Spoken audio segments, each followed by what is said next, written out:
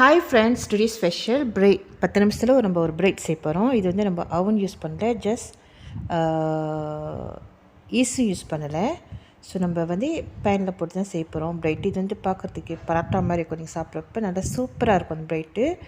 So ரொம்ப easy தான் இது மேக் பண்ணுறதுக்கு. வீட்டில் உள்ள பொருட்களை வைத்து நம்ம இந்த மாதிரி ஒரு சூப்பரான பிரெட் வந்து நம்ம செய்யலாம். வாங்க அதுக்கு வேண்டி தேவையான பொருட்கள் பார்க்கலாம். ஸோ இது மெஷர்மெண்ட் பண்ணுறதுக்கே நான் வந்து திம்பாங் யூஸ் பண்ணுறேன். ஸோ திம்பாங் யூஸ் பண்ணி தான் எடுக்கிறேன். நீங்கள் கிளாஸ் கூட நீங்கள் யூஸ் பண்ணலாம். இதுக்கு வேண்டிய இன்க்ரீடியன்ஸ் வந்து நான் டிஸ்கிரிப்ஷன் பாக்ஸில் கொடுத்துருக்கேன். ஸோ அதை நீங்கள் செக் பண்ணிக்கோங்க. இப்போ நம்ம ஒரு பவுல் எடுத்துக்குவோம். ஒரு பவுல் எடுத்துகிட்டு நம்ம தயிர் எடுப்போம். ஒரு கிளாஸ் தயிர் வந்து நம்ம கிராம் பார்த்தோமா 220 கிராம் வருது. ஸோ நான் சொன்ன மாதிரி நம்ம மெஷர்மெண்ட் வந்து திம்பாங்கில் தான் இது பண்ணுறதுனால நான் அதை யூஸ் பண்ணுறேன். ஸோ நம்ம வந்து தயிர் எடுத்துக்கும் போது தயிர் போட்டுக்குவோம். 220 கிராம் தயிர். அப்புறம் ஒரு கிளாஸு ஓமொத்து, அதாவது 200 ml ஓமொத்து. கொதிக்கிற தண்ணி வேணும். கொதித்து கொஞ்சம் லேசாக ஓமாவில் தண்ணி வந்து நம்ம தயிரில் ஆட் பண்ணி நல்லா மிக்ஸ் பண்ணி விடணும். பேக்கிங் பவுடர் 10 கிராம் போட்டுக்கலாம். ஸோ கொஞ்சம் மிக்ஸ் பண்ணி விட்ருவோம் பேக்கிங் பவுடர் போட்ட பிற்பாடு. இப்போ நம்ம ஃப்ளார் ஆட் பண்ணலாம். All purpose flour 4 cups. So கிராமில் பார்த்தீங்கன்னாக்கா 480 கிராம் வருது. ஸோ 480 கிராம் போட்டுக்குவோம்.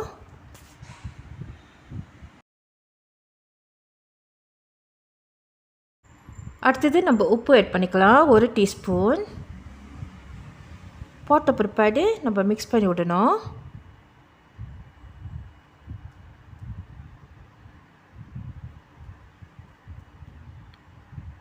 ஸோ நல்லா மிக்ஸ் பண்ணி விடுவோம். நம்ம போட்ட லிக்விட் வந்து கரெக்டாக இருக்கும். தண்ணி எதுவும் ஆட் பண்ண வேணாம்.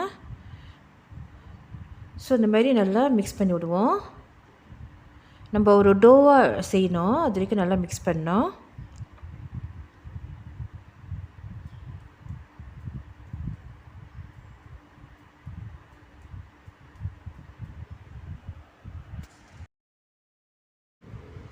ஒரு டேபிள் ஸ்பூன் ஆயில் ஆட் பண்ணிக்கலாம்.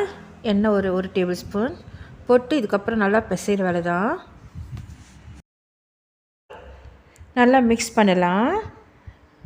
ஸோ மிக்ஸ் பண்ணி நல்லா ஒரு டோ வரணும் நம்மளுக்கு. ஸோ இந்த மாதிரி நல்லா பிசைஞ்சு விடுவோம்.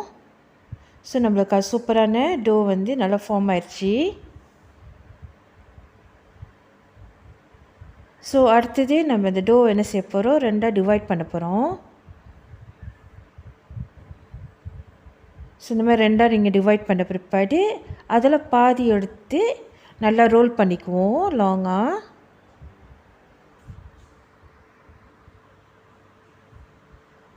ரோல் பண்ண பிற்பாடு அதில் சின்ன ஒரு பாலாக ஒரு 6 to 10 பால் வந்து நம்ம கட் பண்ணி எடுக்கணும் பீசஸ்.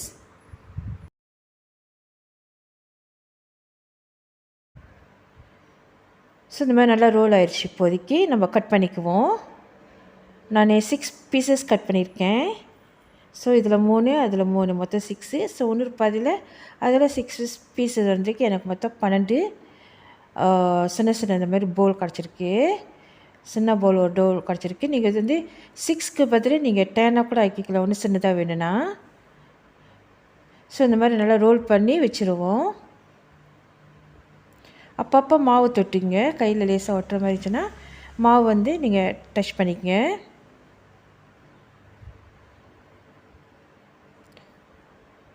ஸோ இதே போல் நம்ம இருக்கிற டோவை வந்து சின்ன பாலாக இந்த மாதிரி பிடிச்சி வச்சிடணும்.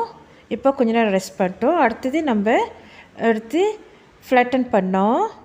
ஸோ ஒரு டோ எடுத்துக்கோ, மினி டோ எடுத்துக்கிட்டு இந்த மாதிரி ஃப்ளாட்டன் பண்ணுவோம் சர்க்கிளாக.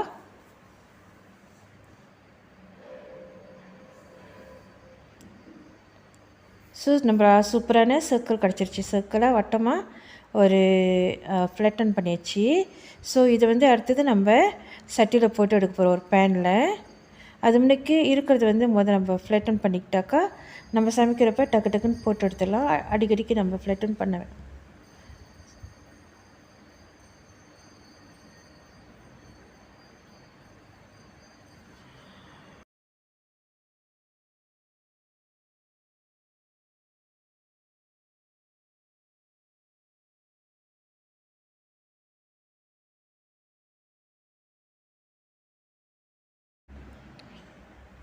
சரி, இதை நம்ம தனியாக எடுத்து வச்சுட்டு அடுத்தது நம்ம சமைக்க போகிறோம்.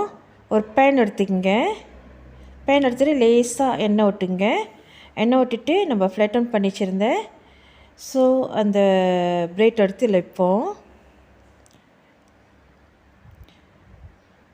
ஸோ நீங்கள் அப்பப்போ நீங்கள் திருப்பி போடணும்.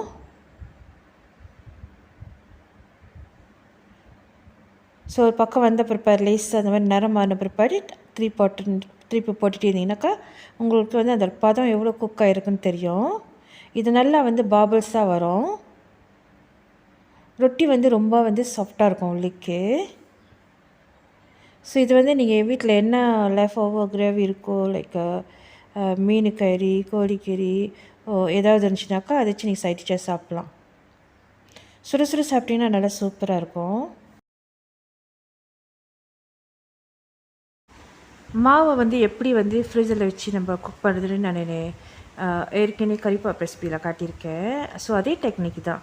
நீங்கள் நல்லா ஃப்ளாட்டனாக உருட்டிட்டு ஃப்ரிட்ஜில் வச்சுட்டு அப்புறம் நீங்கள் ஃப்ரிட்ஜில் வச்ச பிற்பாடு அது ஐஸ் ஆயிருமா, எடுத்து ஒரு தப்போல் வச்சுருங்க.